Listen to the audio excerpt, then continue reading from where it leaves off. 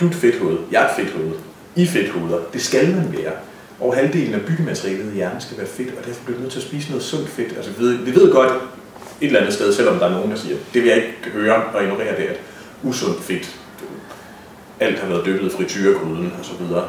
Det giver problemer med vores kredsløb. Vi får overforkalkning og forhøjet blodtryk og alle sådan nogle ting. Ikke fra den ene dag til den anden over tid.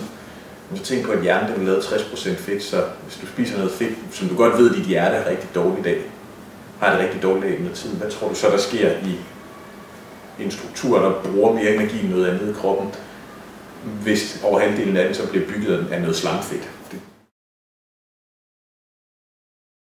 Så man kan både spise mad, som der gør, at hjernen den får meget dårligere forhold, og sindet får dårligere forhold at fungere under, eller man kan spise mad, der giver nogle meget bedre forhold.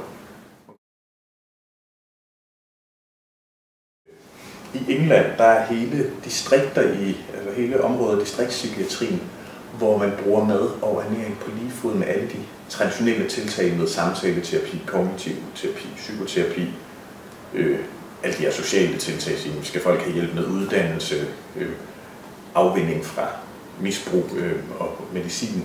Og der har man så sagt, at mad og ernæring det er med på det er på lige fod, for vi kan se, når vi ikke vil sørge for, at folk får spist noget sund mad, og i hvert fald i starten giver man simpelthen også fiskeolie og en kraftig multivitamin og sådan nogle ting, for at de får de næringsstoffer, der skal til for hjernen at fungere. Hvis ikke de gør det, så er alle de andre tiltag, de virker dårligere.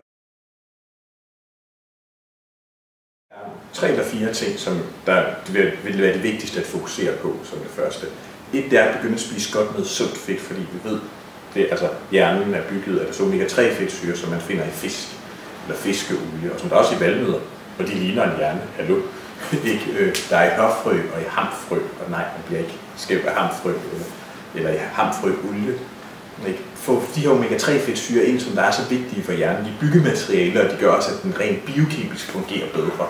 Og dem kan man også øge indtaget af, hvis man vælger økologiske mejeriprodukter og økologisk kød og æg osv., fordi der er også nogle omega-3 fedtsyre i græs, så når dyrene går på græs, så kommer der omega-3 fedtsyre ind. Så få dem, og i det hele taget få noget sundt fedt fra olivenolie og avocado og sådan noget, for det andet med fedt og hjernen er, at når vi spiser noget, der er fedt, så kan der faktisk blive sendt nogle mæthedssignaler fra mavesækken til hjernen, der har sådan en beroligende effekt. Så derfor så begynder at spise noget mere sundt fedt, fordi det virker på mange forskellige måder. Og så helt sikkert også skrue gevaldigt op for indtaget af grøntsager. Så spis masser af grøntsager og bær og frugter. Så de fylder mere, fordi vi ved, mange af de ting, der er i grøntsager, bær og frugter, vi ved faktisk, at de indeholder næringsstoffer, der er vigtige for hjernen. Der er magnesium i, der er B-vitaminer og andre mineraler, som der er virkelig nødvendige for, at hjernen den fungerer. Eller for at vi skaber de her rammer, hvor hjernen kan få lov at fungere, eller få lov til at hele og helbrede sig selv og komme sig. Så derfor så begynde at spise mange flere grøntsager og finde ud af, hvad der skal til for, at du kan lide dem. Altså, hvis du synes, salat er fantastisk, så lav masser af salater og lav god olieeddikadressing. Hvis du synes, at overbagte grøntsager det er det mest fantastiske, så start med at spise masser af dem. Hvis du har en juice, så kan du lave en halv liter friskpresset grøntsagsjuice hver dag. Det er sådan ret hurtigt. Start med at drikke det, så du spis endelig æbler og pærer og bananer og appelsiner og kiwier og alle sådan nogle ting, men alt det der tilsatte sukker, for det kan virkelig også det kan forstyrre vores hjerne og vores humør, og for nogen der bliver det nærmest vanedannende. Der er nogen, hvor sukker, når de får det i cola og hælder masser af det på havregryn og tager en kop sukker med kaffe på, så det ikke er knas, så det lige er blevet flydende, sådan noget tykt flydende siv. Altså at det mere vil have mere, og det kan sukker, i hvert fald hos nogen, det kan også virkelig forstyrre blodsukkeret, så det bliver ret ustabilt, og det går ud over hjernen, hvis den bruger så meget energi, og det er ligesom om der er nogen, der leger tændsluk med brændstoftilførslen, så er det jo klart, at der bliver kaos på de indre baner. Så det må man forholde sig til, og det kan godt være lidt hårdt, fordi der er nogen, der nærmest er sukkerafhængige, altså så de får en abstinenser, både fysiske og psykiske, men det kan være alle pengene værd til. At sørge for at få nok protein af god kvalitet, fordi det kan også have den her mættende og stabiliserende effekt. Og vi ved, mange af de signalstoffer, der er i hjernen, serotonin, dopamin osv., de er lavet af aminosyre, som der er i protein. Så når man så spiser nok protein, men når jeg siger kvalitetsprotein, så skal man ikke have flere det er jo ikke mere billig spegepølse, eller rullepølse, eller billige pølser. Så kan man spise rejer. Så skal man spise noget fisk. Ikke en paneret fiskefinger, men noget torsk, noget laks, noget ørred, skrubbe, ting i den dur. Få æg, gerne, hvis du har råd økologiske, fordi så er fedtsammensætningen bedre. Få noget redeligt kød, så ikke et eller andet mærkeligt kødpålæg, der er pumpet med sukker og salt og hvad der er gået med hvidvad ellers. Men få noget kød, og hvis muligt rigtig gerne fra nogle dyr, der er gået rundt ude i naturen og spist græs, fordi det ændrer fedtsammensætningen i kødet. Fordi proteinet igen, det er så nødt til at give noget mæthed, og det er også nogle, hvor det giver sådan en rolig fornemmelse fra maven, så man får mere ro på de indre linjer. Det kan simpelthen være at lave nogle scrambled eggs med spinat. Fordi når du smider spinaten i, den krøller bare sammen på panden sammen med de her scrambled eggs. Der kan komme noget karry i for eksempel, så det bliver lidt stærkt. Og så spis det på en skive ristet rugbrød. Fordi så får du grøntsager, du får noget sundt fedt fra æggene, du får noget protein og nogle fibre. Så det altså et andet måltid, det kunne være noget skyr, fordi der er også protein i, og så rører jeg enten en lille smule fløde og kokosmælk, eller noget hørfrøolie, så man får lidt fedt med det hørfrøolie, så får du nogle omega-3-fedtsyre, og så kommer frisk skåret frugt på det, tag nogle bananer, tag nogle æbler, tag noget kiwi, bær, når de er i sæsonen, og spise det. Det kunne være rigtig godt, og det kunne være, at man lige kunne til at tage 25 gram mørk chokolade, hakke fint og drysse ud over. Ikke høre noget, eller lidt hakkede mandler, eller lidt hakkede nødder. Det er jo super.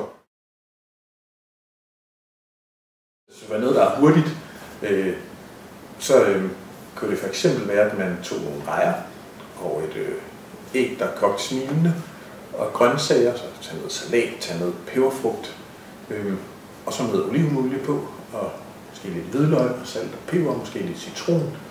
Og så kommer nogle kikærter med, for eksempel. Man kan jo gøre det, hvis det skal være så nemt som muligt. Mange af de her, bælgfrugter, sådan noget kikærter, linser og bønner, de er jo også ret sunde, fordi de giver meget stabilt blodsukker. De mætter rigtig godt, og der er protein i.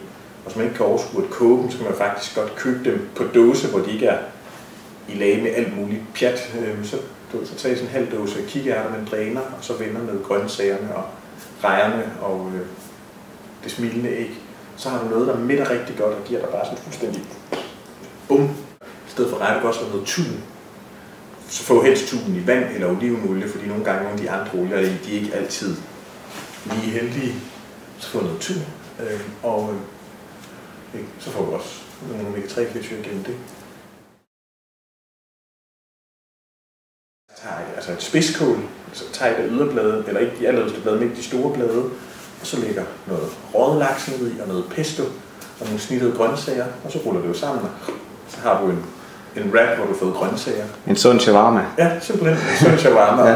Den tager ingen tid at lave. Nej. Du skal bare tage kålbladet og 2 skiver røget laks og noget pesto ned i, og måske nogle gulerødsstænger. Ja.